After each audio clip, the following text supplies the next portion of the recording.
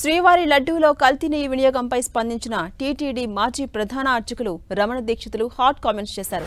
ప్రసాదాల నాణ్యతపై ఎన్నోసార్లు అధికారుల దృష్టికి తీసుకెళ్లామని, అప్పటి టీటీడీ ఈవో చైర్మన్ దృష్టికి తీసుకెళ్లిన లాభం లేకపోయిందని ఆవేదన వ్యక్తం చేశారు. ఈ విషయంలో తనది ఒంటరి పోరాటం అయిపోయిందని, వ్యక్తిగత కారణాలతో తోటి అర్చకులెవరూ తనకు సపోర్ట్ ఇచ్చేందుకు ముందుకు రాలేదని తెలిపారు. దీంతో గత 5 ఏళ్లు ఈ మహాపాపం నిరభ్యనంతంగా జరిగిపోయిందని రమణ దీక్షితులు ఆరోపించారు. సార్లు అప్పటి ఈవో గారికి చైర్మన్ గారికి దృష్టికి తీసుకెళ్లి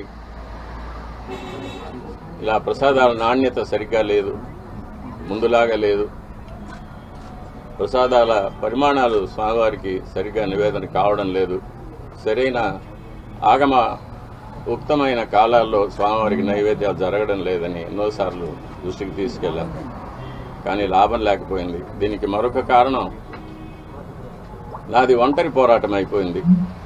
నాకు ఈ విషయాల్లో సహకరించేదానికి నా తోటి అర్చకులు ఎవరూ కూడా వారి వారి వ్యక్తిగత కారణాల వల్ల ముందుకు రాలేదు, ప్రధాన పరిచారకులైన వాళ్ళు రాలేదు. కాబట్టి ఇది ఈ 5 ఏళ్లు నిరభ్యంతరంగా ఈ మహాపాపం జరిగిపోయింది.